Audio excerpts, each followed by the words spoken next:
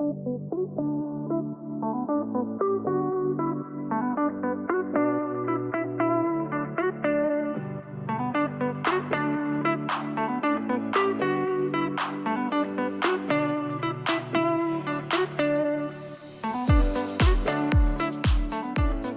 just feel like I have so much work to do and like not enough time to do it before I leave. Leave? When are you leaving? Wednesday. Chad, we've been over this.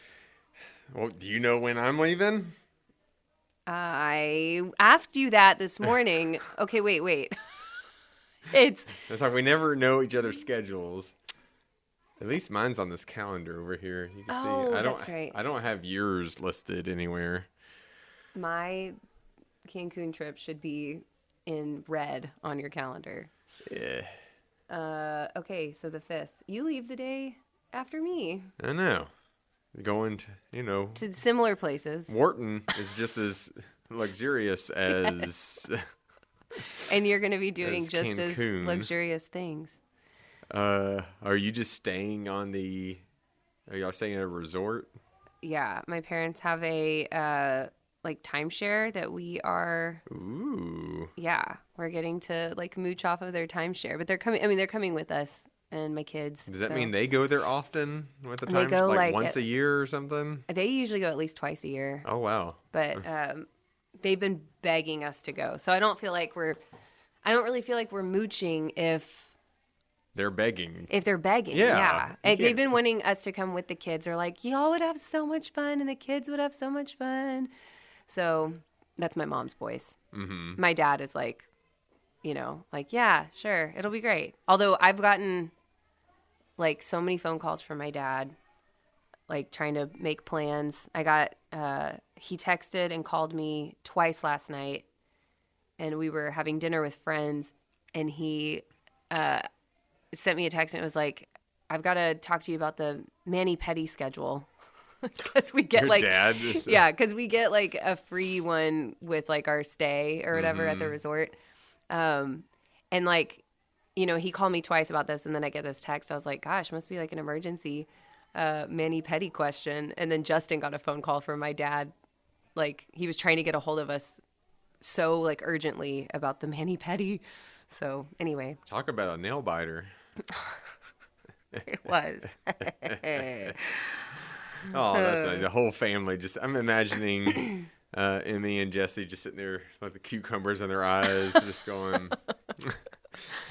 Yeah, Jesse's not getting it, but Emmy is. Yeah, Jesse was not interested. Neither is Justin.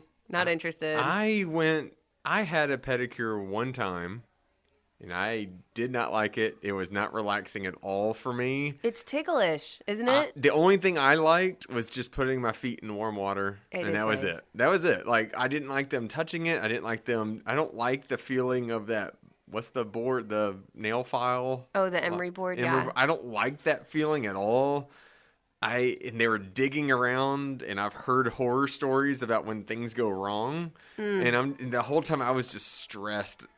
And then so Sable was relaxed. My dad and my stepmom, they were all getting theirs, and they were just like eyes closed, just enjoying it. And I was just like, I don't like this at all. Like, something's gonna happen. I'm gonna get an infection and something. Oh my gosh! Like, no, I've had so many mani-pedis in my life, and I mean, I guess there's always that one time, but like, I don't think I'm telling you, I'm being honest. I don't think I will enjoy a massage. I don't think. Now, I've never gone to like a professional, but I just really think like I would not enjoy it. I think I would enjoy just a nice. Can you go to a masseuse and just tell them like to do a gentle back scratch? I would probably be like, is that okay? I didn't go to school for this. Because I don't know. The more they dig in or something, I don't know. I just don't know if I would. Maybe I could be proven wrong. I think you could be proven wrong. I don't know. Well, hey, everybody. Welcome to the Next Day podcast. The next day on your discipleship journey. I'm Chad. I'm Christie. Yeah, and so we're talking about massages today. No. This has nothing to do with, like, I don't like being touched by other people. Like, it's not about that. It's just, Well, I already know for a fact that, so my right shoulder is extra sensitive. And it is sensitive with, because I had surgery on my collarbone. And so anytime people come up to me and they're like, they come up behind me and they're like, hey, Chad, how are you doing? They start rubbing my shoulder. It's just like it hurts. Aww. And I'm like, and I have to try not to freak. Like I have to try not to freak out because it's like skin. It's like nerve damage. Oh. And so I had to try not to freak out. I'm like, oh, ha, ha, ha. And I'm like, get away from me. Get away. Stop rubbing my shoulder. And so I'm imagining a masseuse going, all right, let's dig in here. I'm like, no, don't touch that. Don't touch that. Tell him, like, can you avoid this part because the skin is really sensitive? I guess so. I feel like they're just naturally just going to go right to it. I'm like, ow, ow, ow. Well, we're talking about, if you haven't picked up on it, I go on vacation on Wednesday, and I'm so pumped.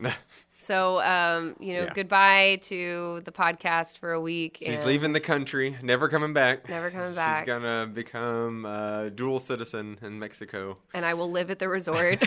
She's going to live at the resort. No, that sounds nice, though. Yeah, and I'm excited. Yeah, and especially since...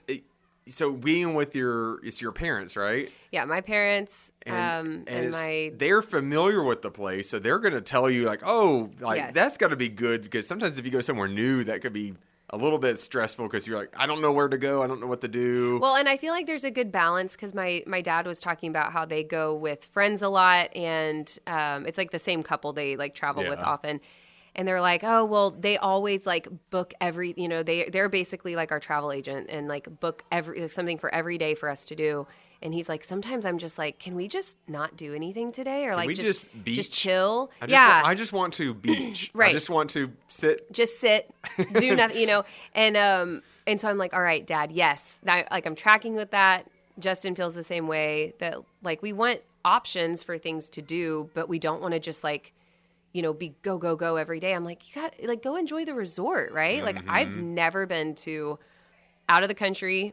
We got our passports for this trip, which I keep having like nightmares about like something going wrong with the passport. There's a video of I don't know if it's a TikTok or it's just on Instagram or something, but it's captioned me at the airport, and it shows them pull their passport out of their pocket, put it back in the pocket. Put their passport back in their pocket, pull it back out. Like, is it still there? It's like you have to check over and over and over. And I'm like, yeah, that's me. Because one time I'm going to look and it's not there. And I'm like, well, what happened to it? I don't know. It was in my pocket. Like, I know. I'm like, I will relax once we are like, I think at the resort. Like the plane, I'm not going to be super relaxed. The kids are pumped though. Emmy, she went on a plane ride when she was 10 months old, and Jesse's never been on a plane. So like neither kid. Has Justin ever been on a plane? He's been on a plane. Yeah. I didn't know if he was going to be too scared. But he always, I don't think, we haven't been on a plane since our 10-year anniversary trip. So that was a few years ago, to Colorado. But anyway. Yeah.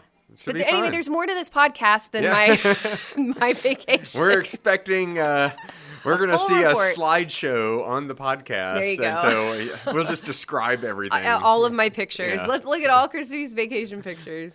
Everyone's favorite. All right. Well, that takes us to our icebreaker question. Our icebreaker question is, because obviously this is going to be your favorite trip ever, right?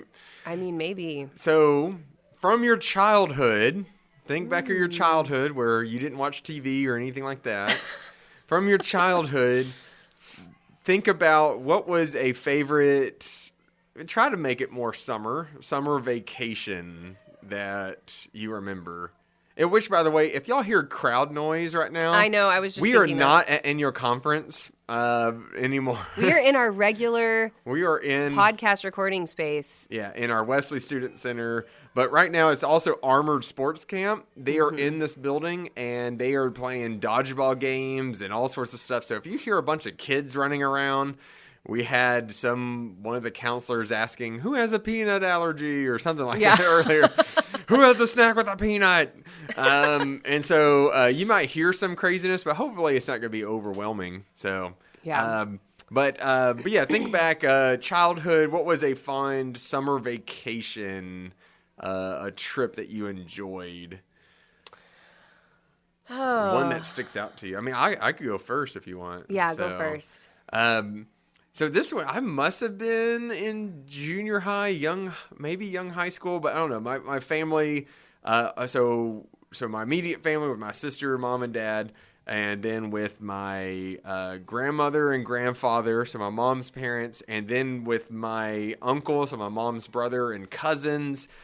We all went to Gulf Shores in Florida, and so that was just, so not only did we just go out and enjoy the beach and just enjoy all of that, but I think I remember on that resort or where we were for our hotel, I remember we played shuffleboard, and we were getting really into playing shuffleboard.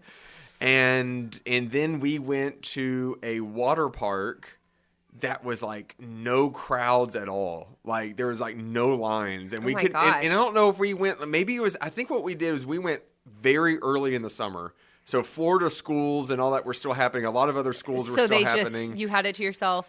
I mean, really, like it spoiled us, because then the next time I went to another water park, it was like you had to wait in line. I was like, I don't like this. I don't like that. Like I never had to wait before, and I mean, so that was a lot of fun. The thing that frustrated me with it, though, was that we spent like maybe 2 days on the beach and just going out into the water and all that. Then we went to this water park, and all my sister and cousin wanted to do was go to the wave pool.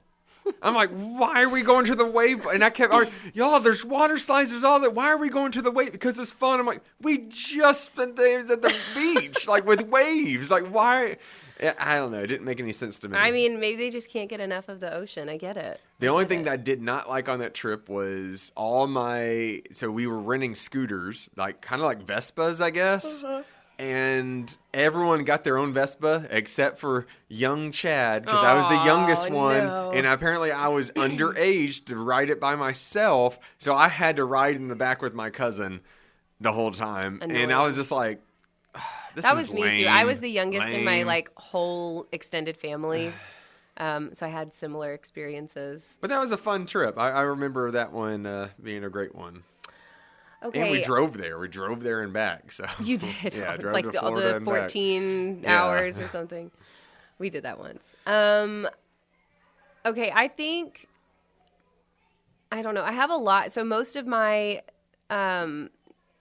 our like vacationing from my childhood up to a certain point was just to visit family. Like, cause my dad's family was all over the place, but they were mostly in the Northeast. And so we always took like Northeast summer vacations. And I was like New England? Yes. So I was just telling someone the other day that I was too young to appreciate like how awesome that was. Yeah. Like we went to Cape Cod one summer. And I'm like, as a kid, I can't see Cape Cod being right. Like as a kid, I couldn't have cared less about it. But like, but now as an adult, I'm like, oh my gosh, we went to Cape Cod. You know, I would love to vacation in Cape Cod. You know, we went to Maryland. Like my grandparents lived there, so we were in Maryland one summer. Went to you went to Boston. Not Boston. I've never been to Boston. No. But Massachusetts, yes. Like just not in Boston. Connecticut, you know, New York, obviously went there a bunch because lots of family lived. That's where my dad's from. And then like New York City. We've been to the city a ton, but he was from upstate New York, Montgomery.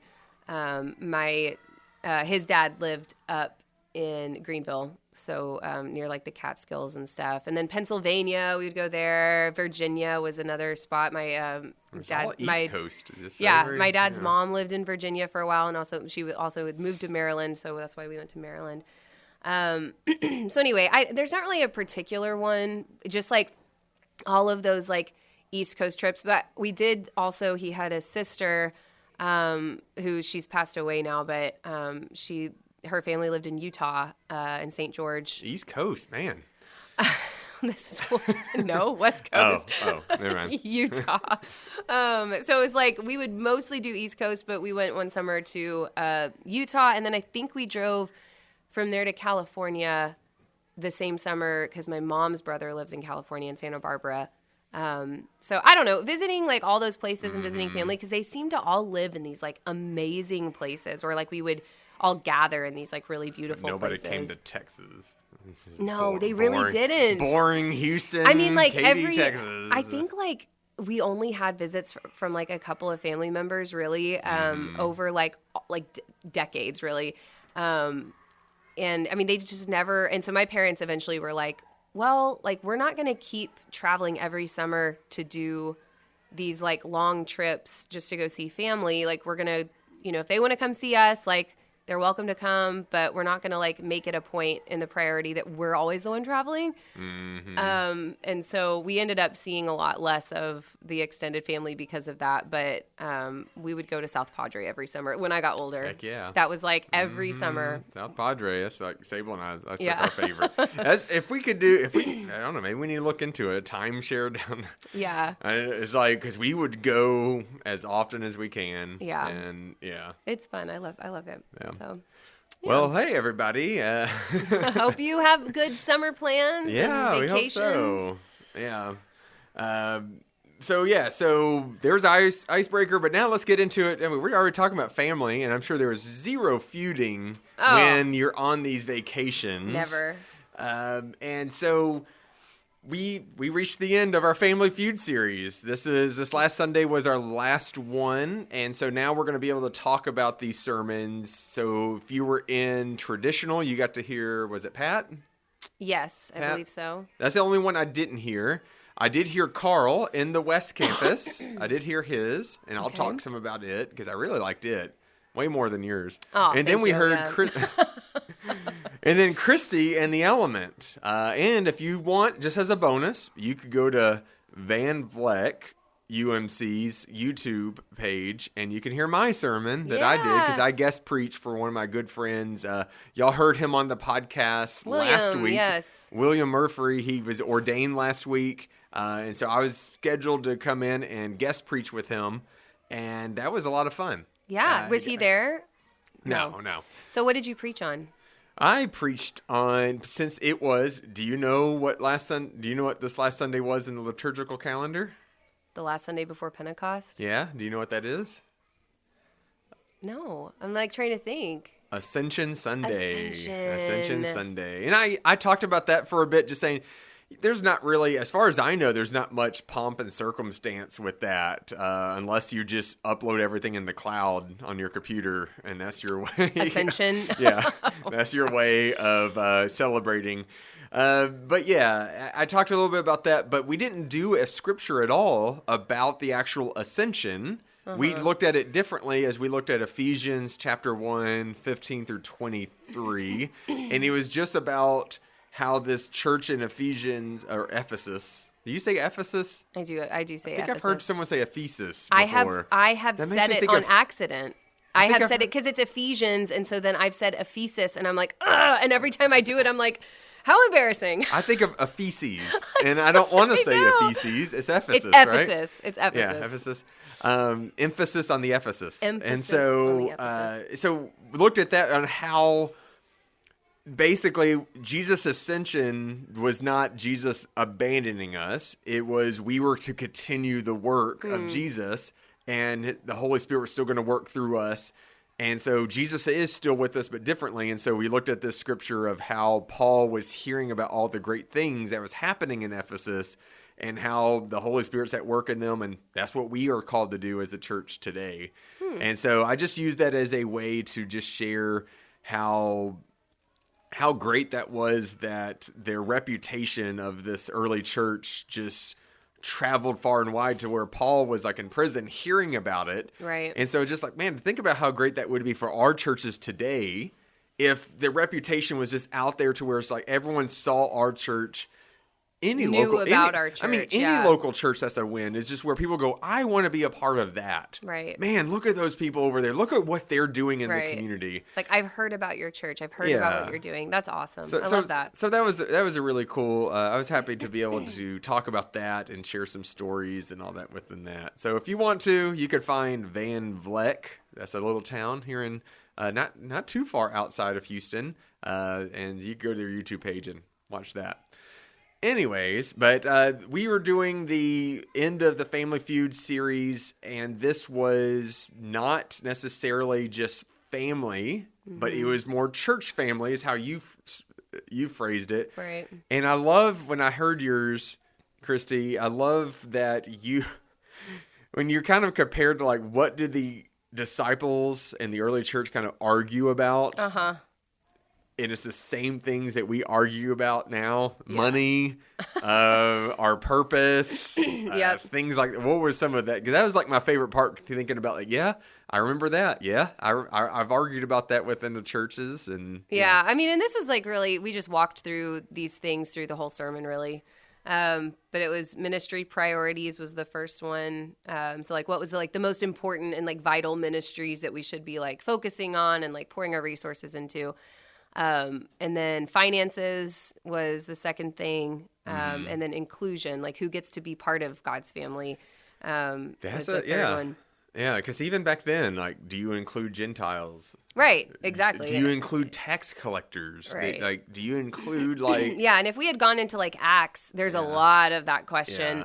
Yeah. And it was like, I think with the in Acts, it wasn't like can they be included, but do they have to basically become Jewish? Yeah, do they adhere to these? Yeah. Yeah. Do they have to like convert to Judaism and like Judaism like practices basically? And do they need the snip?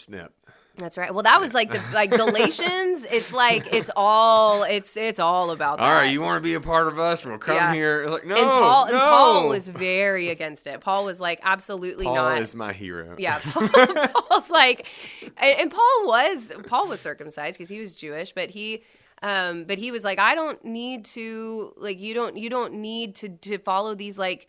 The letter of the law because like Jesus has fulfilled the law, so like that was sort of his stance was there's nothing that we can do that will like supersede the grace of Christ. So anyway, those three things, ministry priorities, finances, and inclusion. And so we just looked at different passages. It was kind of a different sermon because normally I'm used to like, saying like one scripture passage or like reading one passage and then kind of like breaking it down the rest of the time. We read it together. We say, this is the word of God for us, the people of God. You did several. But we had 4 passages we looked at yesterday. So, which I will say, I think I prefer those kinds of where you can either that or, and sometimes I'll structure sermons like this where let's say it is a pretty big passage, but breaking it down to little pieces. So you read little bits at a time. I don't know if that helps me with my attention. I don't know if that helps me. But yeah, like when you did that, I was like, oh, this is neat. I like this. It's like you're getting all these like, 4 little mini sermons right here. Yeah, it was like changing it up a little bit. And hopefully it all like, I mean, it all holds together under the like umbrella of Family Feud. Like this is what, we oftentimes like feud over, and I think the idea of the priority, like what takes priority, we looked at where the disciples are feuding over who's the greatest, which one of them is the greatest, and Jesus is like like the least is the greatest, you are a servant. So Thaddeus over there, you're like, yay, yeah, I'm the greatest. Nobody remembers me. The James the Lesser is like, what are you talking about? I'm the lesser. My name says I'm better. Yeah, they. That's all of Scripture, by the way. All of it. That's yes. all. That's That's verbatim. It's from Second Hesitations. That's where Jesus says, "I help those who help themselves." That's right. That's right. Where all of that exists. Anyway, so yeah, like that. Kind of use that passage in terms of like, the ministry priorities. And I used my like background in communications to kind of like riff off of this. You hit the nail on the head with you're saying, guys, everybody thinks they're being left out of communications. Everybody does. And if y'all could just hear, I'm sure you could probably pull up any email, but just ringing around the church office, somebody's complaining about communications all the time. And it's like, but it's at every church, every communications like group I've been a part of. So it's not like unique to St. Peter's. It's not like because of the people who are a part of it. No, like it's just the nature of it. Like, there's. I'm sure I've complained. I'm sure I've been part of it. Oh, you have, Chad. Your emails are flagged in my. Yeah. No, I'm kidding. You're not pushing the podcast hard enough. Come on. But I mean, there's so much that we do, because there's so many different areas that need attention in our community and different needs that people have. And so we try to cycle through those things. And then, but there's always, the communications rule. If, you put it on the big announcements, if it affects 80% or more of the congregation. Yeah. So it's that's where it gets tricky when we talk about some of the ministries that, are probably going to affect less people, indirectly affect a lot of people, right? But student ministry is not 80% of the congregation. So that, but there's sometimes things that, if we have less going on, we can take some of those different tiers of communication to, and bring them up a notch into the larger communication. But student ministry has their own email and web pages, and so there's other ways to communicate. That's where sometimes I know but some people just want to mass do everything. But VBS, for example, is that is 80% because it's such a huge undertaking. It's the whole church for the whole week. So those things we just have to filter through a lot of things in communications, but I just used my background in that from the different churches that I have been working in communications, and knowing that people oftentimes will let ministry become something that they feud over, which is so ironic, and then resent other ministries because, why is women's ministry getting all this promotion, and my ministry, whatever, X, Y, Z, isn't getting anything. And it's sometimes it's a simple answer, well, they've got an event coming up that we've got to promote, but it's just, it's kind of comical. And it could get, I know we're not just going to focus all on communications, but I will share that I've seen some churches where their bulletin is almost 5 pages long because it's just full of announcements. It's just nothing but words. It's just, and I know for a fact, I'm not reading any of that. I'm not going to read any of that. I've been to, gosh, let me share this funny story. I think this is around Christmas time though. I went to a student's Christmas concert. And so this lady, I guess she was one of the teachers or something. She gets up before everyone starts. So all the students are in place. They're all in their chairs. They're all on the stage. And so she starts going over announcements. Oh, Lord. And she is just monotone the entire time. She's not excited about any of the things, but she keeps saying these events are important. And man, is she just going on and on and on and on and on. And so then finally, and it really, I'm not exaggerating here. It was about 20 minutes of announcements. And then she went, okay, well, now I'm going to say the announcements for all our Spanish-speaking families. And you should have heard the loud sigh from the entire audience. I was like, oh. And so then she starts going into Spanish. And I was sitting there going, is this happening? Yeah. But I think that's what people almost expect to happen at churches. Oh, you got to say every little thing that's happening. It's no, we're going to turn people away because they're going to be so bored with nothing but announcements. Part of the problem with that, and we get into that with, our email, our connection email. Yeah.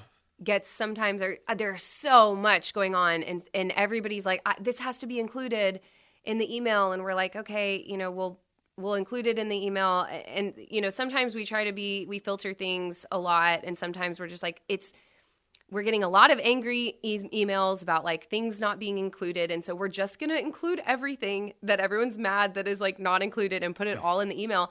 And then it's so much that people are oh my gosh, the email's way too long. And we're I don't know what to do. There's no better option. Yeah. So anyway, the joys of communications, but it is funny to be able to use that and compare it to, the way that, we oftentimes are we want to be the greatest and the most recognized and all of that in the different ministries. But even if it doesn't feel like it, because sometimes in communications, it's just hard to to to be able to communicate everything well and like go by all of these like tiers and strategies and stuff. But every ministry is so vital, and like, you know, it really, I guess that shows it when people do complain.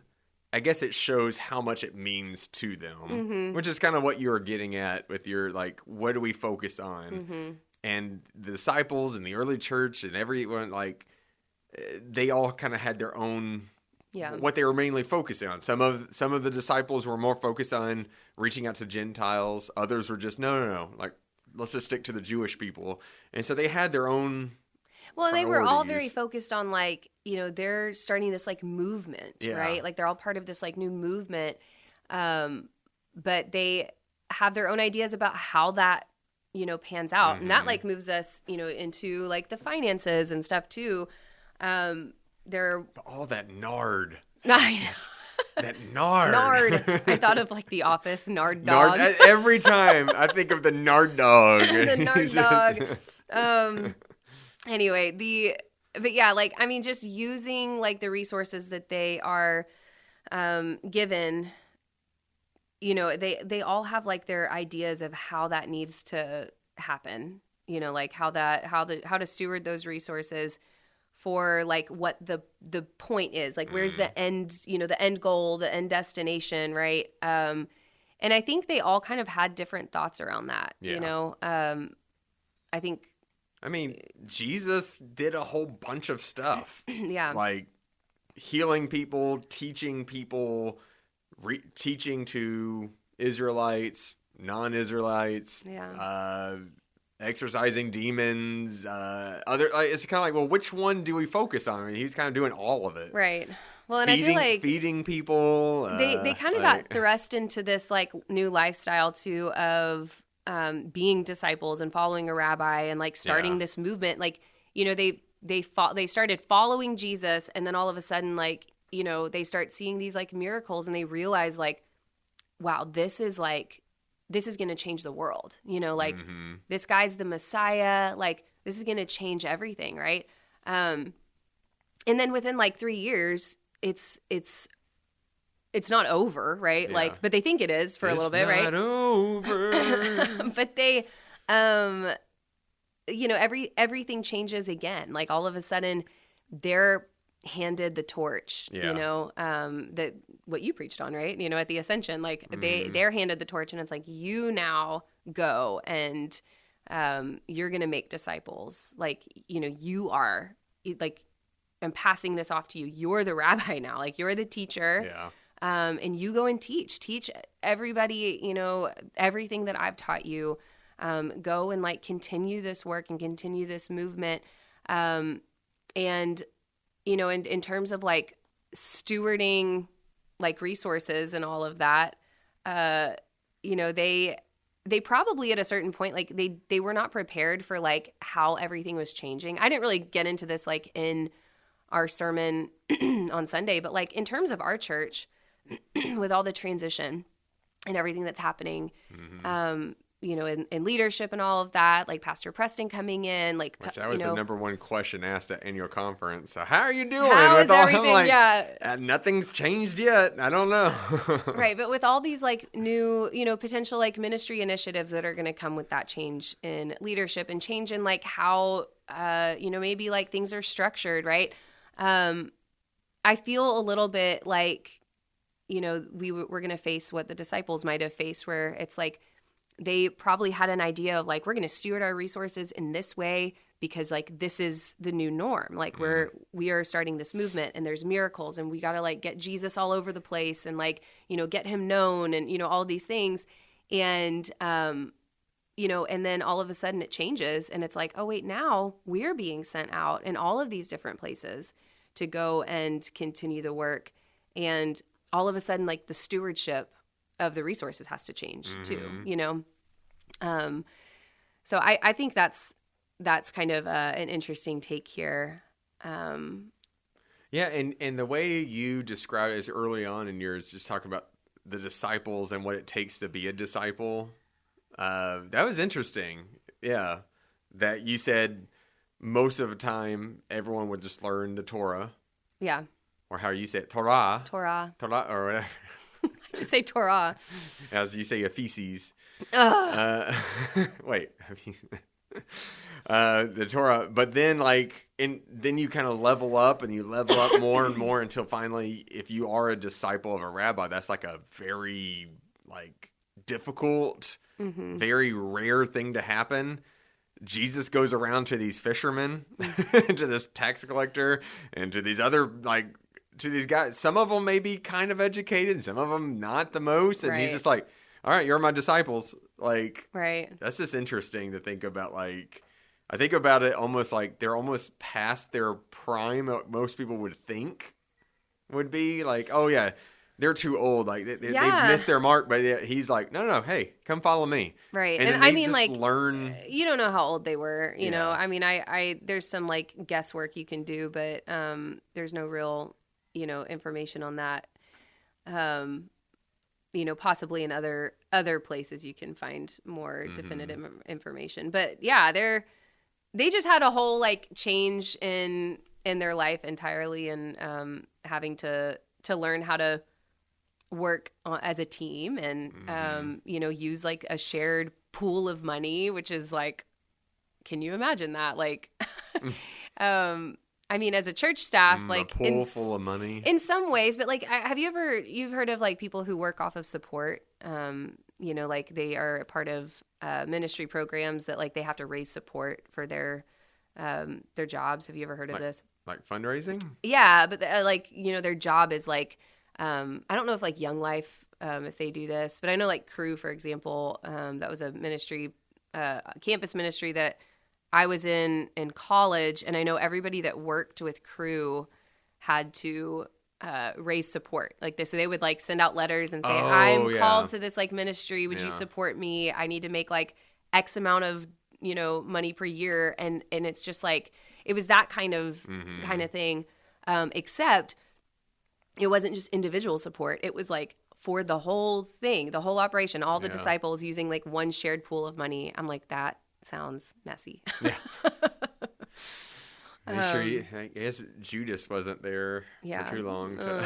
But we do this in the church though. That's what, then it talks about church council and finance committee and trustees and all of that. All of these committees are brought together to steward the resources well. And so it's not up to one person. It's not up to the pastor, it's up to all of us together to it's dangerous if you do pinpoint that on one person. That's when you're just kind of asking for trouble. And it's not even someone's malicious or anything, but it's just that's just too much. No, well, it's just too much for one person. And it is a mistake's going to happen. They're going to drop the ball on something because they're so focused on it. It's just hard. Right. You need a team. Right. And I mean, you will get a bend in one direction, I'll even say it's difficult sometimes in communications. If I was doing it by myself, I would always have a bend probably towards Kingsland because I'm on the Kingsland campus. I function from the Kingsland campus. I radiate from the Kingsland campus. My focus has been Kingsland campus. And so having Crystal, who's our communications assistant, and she is out of the West campus, it helps because we balance each other out. She can have a perspective that I don't always have. And so it helps our communication be more well-rounded. And that's where student ministry, same thing. You're directing the student ministry, but you are obviously attentive to what Ethan's perspective is being from the West campus, and same thing with the children's ministry. And, so we try to have that kind of checks and balances in all areas of ministry and in stewardship, especially as we are figuring out how we can best use the resources we have to do the ministry that we feel is needing to be done. Yeah. But yeah. So, when I started laughing because I am exactly like you, where the minute you start talking about a bunch of numbers, it's I'm like, what? I have to really, you have to see visuals. Yes. When people just start throwing out numbers, sometimes when they do these finance reports, and I'm I cannot track even the slightest bit on this. If somebody there's asks a chart me and I'm visualizing it, that can help. But no, if someone asks me even sometimes a, easy elementary math question, my brain just flatlines and I just wait for someone else to answer it.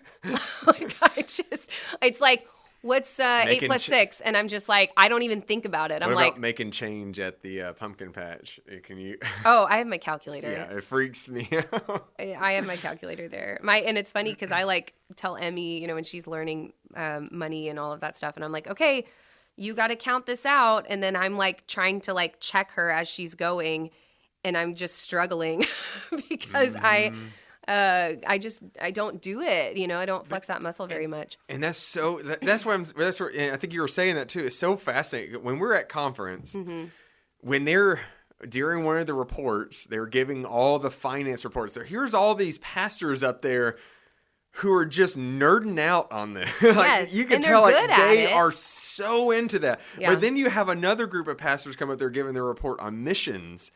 And they are just like all into that. And then you have others coming up there talking about, I don't know, whether it's worship and other kind of ministry. So it really is like, it's a mix. It's a mix, but it's like you need all of it. And the really beautiful thing I think I see about that is that, like, you know, the person who's coming up to talk about like finance stuff or like, you know, pension plans for pastors or, you know, whatever, like the boring stuff. And it's like, okay, they'll say, I know this is boring. Like, I know this like feels boring, but it's important, you know, and everybody is like, you know, like, haha, yes, it's boring, but we are going to support this because we realize how important this is. And then with like missions or like other, you know, any other like ministry initiative that comes up, you know, there's so much support around everything. And that's what I love to see is like the support that we have, like not just financially that we like need to, you know, give towards these things, but also, you know, just with our passion, with like our verbal and like, you know, active support of whatever the thing is, you know, is important. I was just thinking of that. Is it one of the pastors, he retired, is it Godfrey Hubert or Hubert Godfrey? Godfrey Hubert. Apparently I was getting his name right. I can't remember now that you say that. But he's the pastor of disaster. Yeah. Because disaster he's response. like over disaster ministry response and all this.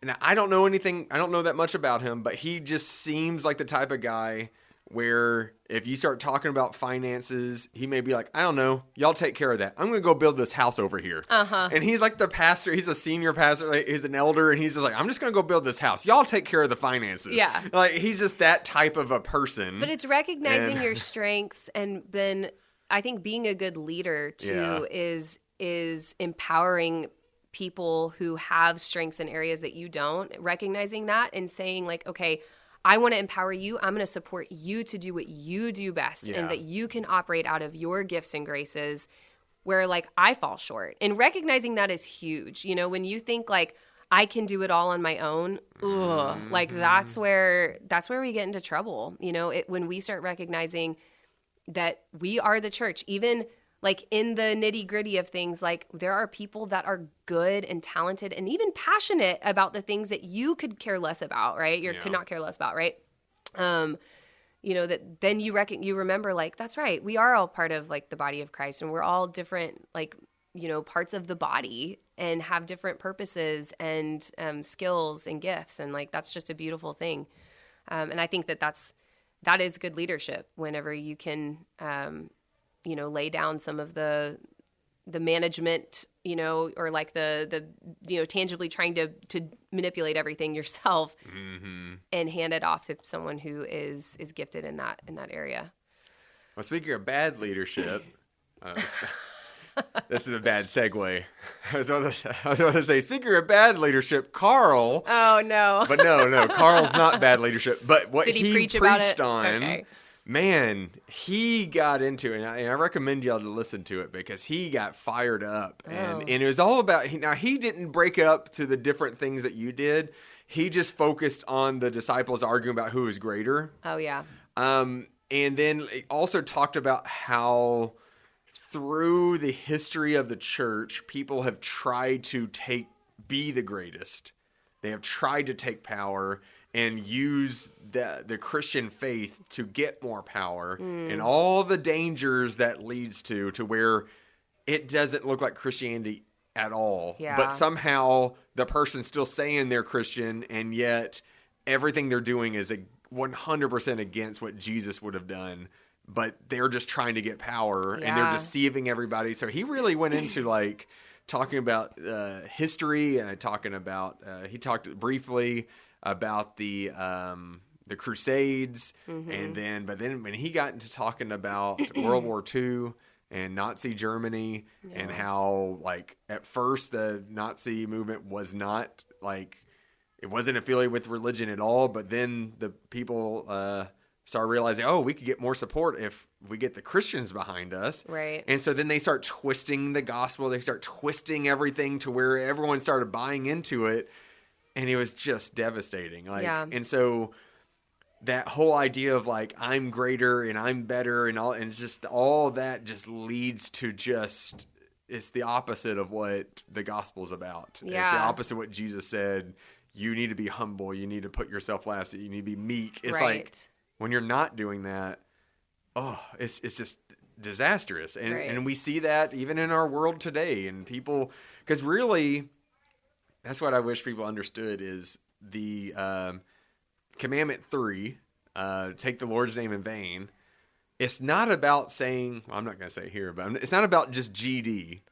Oh, yeah, yeah. It's not just about when you stump your toe and you say, Jesus. Like, it's not about that. Now, I'm sure, yes, that could be part of it. It's about campaigning that, like, God is on my side. Yes. And, when you misuse God for your own personal gain, there's something very iffy and sketchy about that. And they really had to make that one of the commandments, saying, do not use God to win wars, win this, to do this, God for you to get power. Blah, blah, blah. Yeah. Yeah. I mean, it's like if, I mean, this is a stupid example of this, but like, I remember in college that people would be like, you know, like, well, I just really feel like God is telling me to like break up with this person or, you know, whatever. And it's like, okay, you know, maybe, but like they would just throw God under the bus. It's like, it's not, I don't like you anymore. It's like,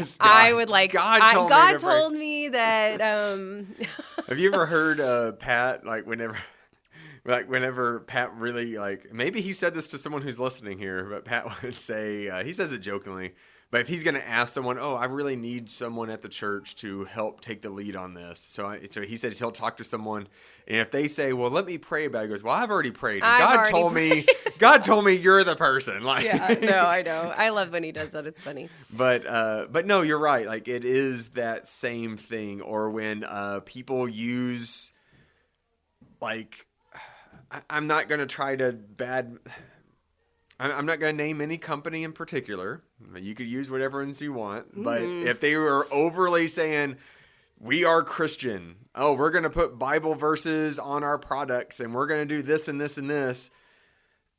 What are you doing? Like, what is your main, is it to sell to Christians? Is it to, like, I don't know. It's such a thin line. And someone could easily argue with us saying, oh, you are overreacting to that. Maybe. I don't know. But there is something about if you're using God's name in a way to benefit you, it's something strange about that. I always kind of thought, like, I don't remember what store it was, but they had like a Bible verse printed on all of like their bags.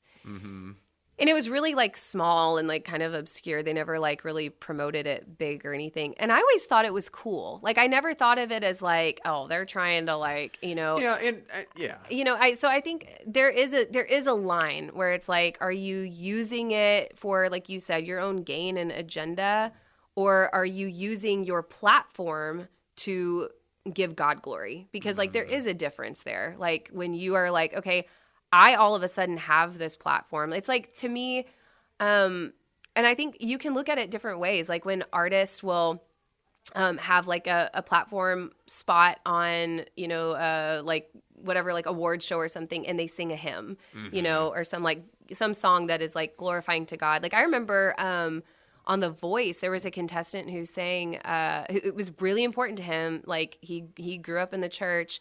He like, music was such a big part of his life because of the church. And so he wanted to sing Great Is Thy Faithfulness. And it was incredible. Like the Great performance is was, thy faithfulness. it was incredible. And the song was like #1 on Apple Music or like, or whatever for a while. And I just remember thinking, I hope like, the writer got all the credit. right. I don't know who wrote it. David Galasso could probably tell you. Yeah. But anyway, I remember thinking like that was a really cool way to use that platform. Yeah. You know, to just like to sing about his faith, you know, and it might have, and gospel is a very strong It is. history in music. but Like it it like is a and it very might big have part in it might music have had history. like Christians be like, oh, I'm gonna vote for him on The Voice because Yeah. because he's a guy, a faithful man, you know, but it's you can't know the heart of somebody. You know, that's what I was gonna say. Is like it's the same thing with, because I run into this too. So like even when people take, you know, some people can easily argue, oh, if you're out there serving in the community and if you post any picture about it, well, then you're doing it for the wrong reason because you're just trying to get credit for it. Mm-hmm. Do not let your left hand know what your right hand's doing, right? Right. And I know we post like what our students do often. All the Now, I time. don't do it weekly. Our students will serve weekly during midweek. I don't do it all the time, but sometimes I do it just because I want to share.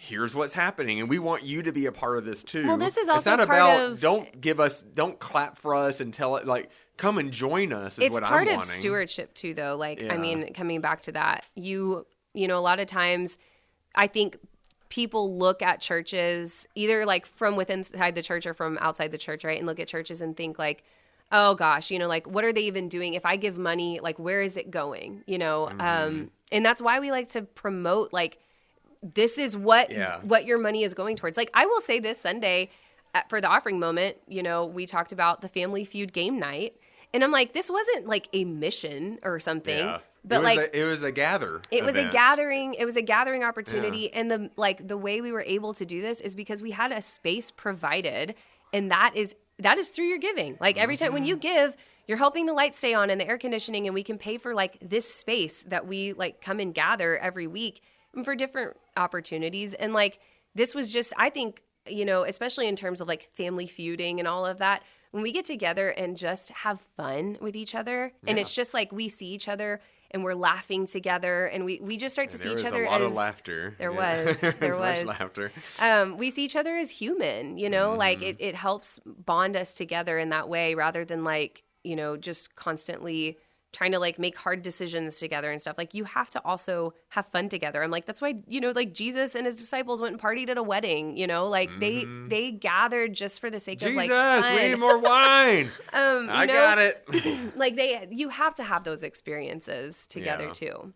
No, it is important. And that's why I'm glad that we include that, because it is, like, fellowship is a big part of, and that's why with their student ministry, like, you know, usually it's dangerous if a lot of times people think students is like, oh, well, it's just, and some people do this, or it's just fellowship and there's no grow part of it, or there's no go part of it. And so it's like, you got to balance it out. You got to be well-rounded. And I think our church has plenty of grow. Like there's so much of that. Yeah. The gathering is like, all right, well, I think we could do, it's good to have those. It's good and to I have think it. And we can have it in event was smaller good. pockets too. A lot of times like Sunday school classes will have little fellowship events and things like that. You know, it's harder to do it on a larger scale, but we try, you know, we're like the party pastors that always want to, you know, have like games and fun fellowship events. So, but yeah, and I think I will say like the last thing that we talked about on Sunday was like inclusion, and, you know, like even that word, I think for some people, it gives them like the heebie-jeebies because they're like, you know, it's just become such a hot button, you know, kind of issue and topic, but like, you know, in its basic form, like it is what we are called to do is include people. Like we are called to inclusion, right? Like Jesus was noticing how exclusive the temple really was. Right. And so like I used the passage with the children, but there's so many others. I thought about using blind Bartimaeus, you know,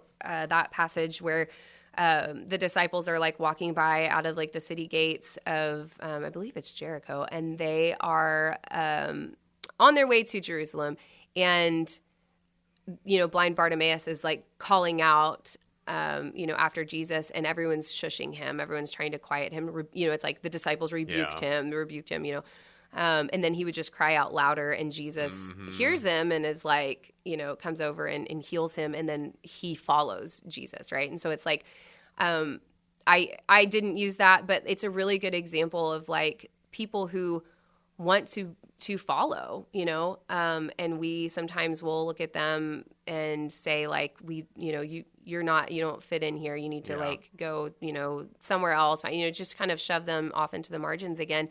And Jesus models for us what we should be doing, which is like inviting them in and bringing them along, showing them to Jesus. Right. And I use the example of the children, like people bringing the children, mostly because like we had the playgrounds set up this Sunday, so like a place for the kids to be in the worship space, and be able to just be kids during worship, and color and all that. How many adults were at that? Or any adults there were no. Well, I mean, there was Alyssa was. I feel back like there. I want to sit back there. And just Alyssa was back there, watching, overseeing the kids. Carolyn Sanson, is that her last name? Student. She she said she wants to sit back there and color. Right. Yeah. I'm like, yeah, go for it. So anyway, it was I included that because I liked that tie-in of we had the playground set up and all of that. But just, Jesus is like, let these people come, let the children come, let the, people in the margins come. Like, I want them. Yeah. I want to, for them to know me and to know that they are known by me. And like, Jesus invites all people. It's like all people who repent of their sin and seek to follow him. Like, yes, 100%. Like, and even as you are towing that line and questioning things, like you're still invited. The church is not the place that we should be putting up boundaries and barriers for people. Yeah. Like all we are called to do is welcome. Yeah.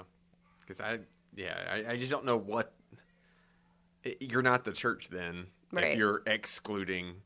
Now, if you're like a murder on the loose and you're wanting to come to church, it's like, well, we're going to have to call the police and we're going to give you the help you need, and we need to make sure you're right. I mean, we still, it's a flock, right? You have to look after your flock. Not to that extreme, but we will say like, we're not going to be, you can't be exclusive, and that's where it gets really dangerous. Yeah. Because then you fall into pride. Well, I'm better than you, and then only we can be here and you can't. Right. Only the well-dressed can be here and you can't. I don't know. When does it stop? So, but yeah, but what a great way to end Family Feud. Yeah, no, it was we good. just talked about all sorts of stuff here. We did. I even threw in at the end, like, so we had talked at conference a little bit about, it was this website. It's called 3 Practices. Oh yeah. Is it .com? I think it's .com. I think so. 3 Practices .org, .com, .net. And I kind of riffed off of that at the end of the sermon, just like giving. You did. I noticed what you were saying is what were the 3 rules? So I did 3 musts, or 3 rules is a good way of saying it, but 3, like what we must do for positive. Not to be confused with Wesley's 3. 3, yeah. For positive communication and disagreement, which is sort of like I said, it's a riff off of the 3 practices, but I will be honest, I didn't love the 3 practices thing. It seemed very rigid, and I think like there was a little bit, I wanted to use some of that language a little bit, but fit it better for our context. So, but it is a good resource if you want to look that up. Mm-hmm. But I talked about the 3 must for positive communication and disagreement, which is like we must lean into curiosity when we don't understand someone's position, which is similar to theirs, which is like be like unusually curious or something like that. I'll be curious to know, Christie. Yeah, everything was like, I'd be curious to know and, ask questions like that. But it was just, that's the kind of thing, the rigidity. But I'm just saying, like, be curious about, lean into curiosity when you don't understand someone else's position. And that is like empathy, right? Like just show kindness. I'm about to say, so much can change if you just listen to somebody. Now, that doesn't mean they're right. but just listen to their story and where they're coming from, and maybe you can have a better understanding. Yeah. Again, it doesn't mean they're right, but it can help. Yeah. You know? And then the second one was we must always assume the best intentions of others first. So, and that's how we extend grace to each other. Because I think sometimes people get nervous or just like struggle with what they're trying to say. And like oftentimes we'll unintentionally say something that's like hurtful. Yeah. And so like you can assume their best intention first, you know, and you could even call them on it, you know, just like, hey, you know, like, I think I understand what you're trying to say. And you can say, I'm hearing you say blah, blah, blah. You could say like, you know, I don't think you meant it this way. Mm-hmm. But when you said blah, blah, blah, I felt like that hurt a little bit. And just teaching each other that kind of thing. But then also the other person receiving that feedback, you've got to listen, lean into curiosity, try to see from their perspective, and then extend that same kind of grace. And then the third thing was to stay in the discomfort of differences. And this was also something from 3 practices. They were like, stay in the room. Stay in the room with the difference. Yeah. Don't just hightail it out of there. Right. And I think like, you know, their kind of hope is like that you don't just lean towards an echo chamber. Yeah. And that's also what we don't want in the church. You know, like we do want to be of the same mind in a lot of things. Like there's things that we, you know, with our essentials in Christianity, we want unity. That's a quote that's attributed to John Wesley. In essentials, unity, right? In non-essentials, liberty. In everything, charity. Mm-hmm. But we don't want to end up being in an echo chamber where we just, you know, it's like just bobbleheads, like, yes, everything all the time. I mean, that's what social media algorithms is all about, is just showing you what you just want to see and what you want to hear. Right. And it's just like, and you don't hear the other side. You don't see the other side. You don't. Yeah. You don't grow that way. It's even like, in scripture, iron sharpens iron, right? Like you need opposing forces to be sharpened and to grow into who we are supposed to be, you know? Yeah.